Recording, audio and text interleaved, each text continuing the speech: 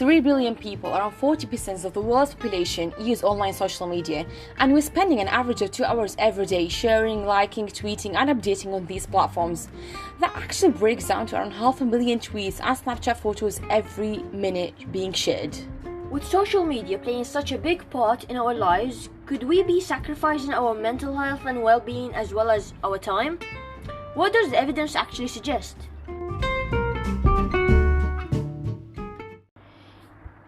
Hey guys, it's us again, Malak And Tiba from the MTZ Weekly Podcast, the show where you learn something new every time you join us. Don't forget to follow us on Instagram and Facebook by typing MTZ Weekly Podcast. Let's dive in.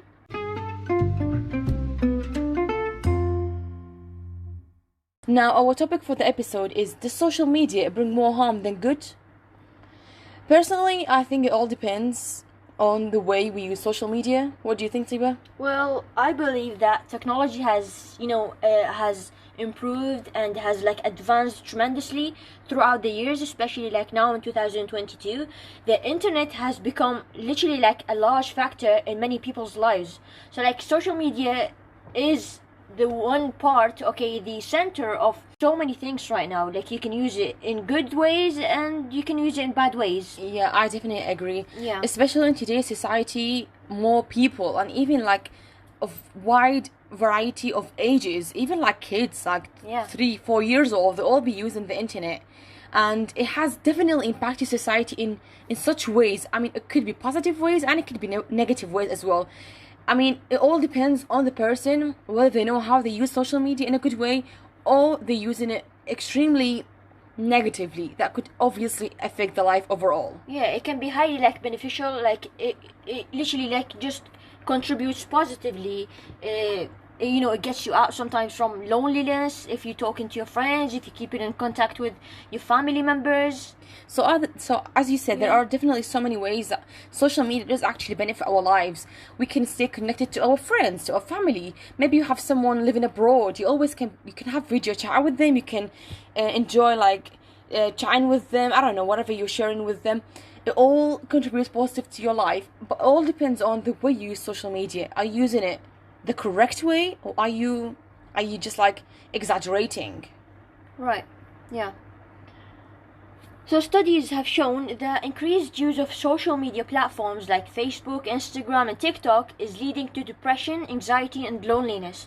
I personally believe this is actually so true, especially Instagram, because there are so many people, large amount of people who actually use Instagram or Facebook as well to talk to random people. Okay, maybe it actually reduces the loneliness, but it can actually lead to so much danger to that person, because that person might not have so much information about the other person who that person is talking to, if you know what I mean. That's right. I think especially I think the most important two are TikTok and Instagram. Yeah. They're mostly teenagers especially, and even kids right now, to be honest. I mean, although on the rules it says you have to be at least 13 years old, but any kid can easily be below the age of 13. They can just sign up and make up a date of birth. They won't really affect it. They won't even know that this is actually a kid using it. Right. And especially nowadays, you see all the kids literally having iPads and watching YouTube and TikTok. Yeah, and that's insane. Yeah. When we were at that age, we didn't even have a phone. We didn't even have a phone. So it is important to realize that actually using social media in the wrong way, on not even social media, the internet itself, it can lead to negative things, as you've said: depression, anxiety, loneliness, and sometimes even stress, as simple as stress. And according to the Newport Academy, which is an American therapy program for adolescents with mental health or addiction issues, what they've said is, frequent use of social media among teenagers and young adults has many less positive consequences. And these would include cyberbullying, negative self-image and body image, social media addiction, and less time spent doing healthy real-world activities. Right, because if the person spends so much hours, on social media, especially there are some people who actually watch fashion models, role models on Instagram. Yeah. And when they see those pictures, they be like, oh my god, this girl or this man is so if it was a girl, this girl is so beautiful. She has no spots.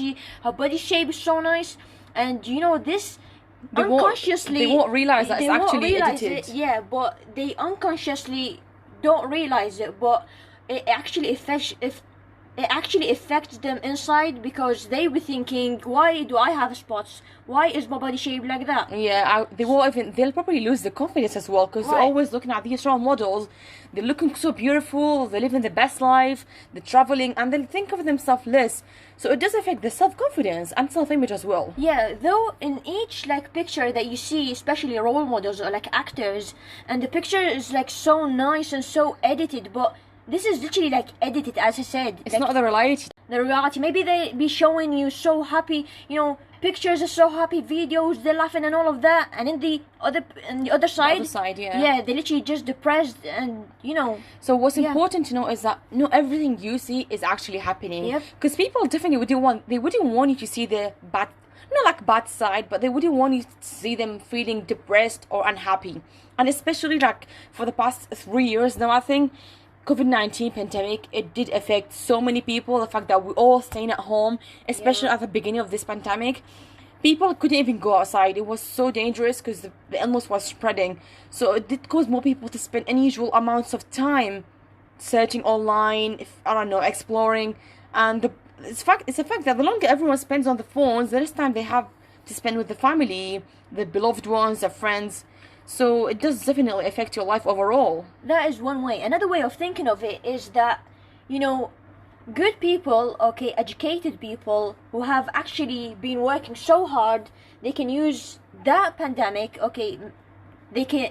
To improve themselves, you mean? They could have used that pandemic to actually improve themselves and, gain money as well. Yeah. Yeah. Now we have to realize that excessive use of social media, it can actually affect your sleep cycle. Oh, yeah. Which is really important, especially for teenagers. You have to, like, every single adult, every single person, they have a same amount of hours they need to sleep a day. The fact that people are staying up late, searching through Instagram, YouTube, watching Or TikTok even TikTok, videos. yeah, TikTok Or takes even so much TikTok, time. yeah. And according to the National Sleep Foundation, being exposed to bright lights can disrupt your natural sleep cycle. So it does all affect you. Now, where can social media be good for us? Well, social media, as we said, it can be good because you stay in contact with the family members or with your friends worldwide, and like by emailing, texting, FaceTiming them, and it also quick access to information and research. It can help you to gain more information. Another reason is banking and bill payment, especially nowadays. As we said, technology has developed so much. Banking and paying for the bank through your phone, this is actually a good way for technology, as well as online learning, e-learning, job skills, content discovery as YouTube. There's so much good things. Yeah, there are so many good things about social media. It all depends on how you use it. Yeah. On the other hand, if you have excessive use of social media, it does affect your life. More time spent on social media, it can lead to cyberbullying, social anxiety, depression, and exposure to content that are not age appropriate. At the same time, it's addicting. If you think about it, the minute you wake up, you check on your phone, you've been addicted to social media. And I personally, at this moment, I think I am, because it's like, everyone is on about social media. And the thing we have to think about is the fear of missing out. People who don't want to miss out on anything.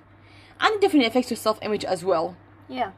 So I think we did cover the both sides of social media. And what is your conclusion regarding this subject? Do you think social media imposes more harm than good to society? Well, I think it depends on the person, because depending on that person, if you want to take it in a good way or in a bad way, because being addicted to social media, it actually can lead to so much bad things, negative things. However, if you can limit your usage of social media, it actually can be good for you. Yeah, in case you, I mean, especially when you're using it the right way, it can give you so many benefits.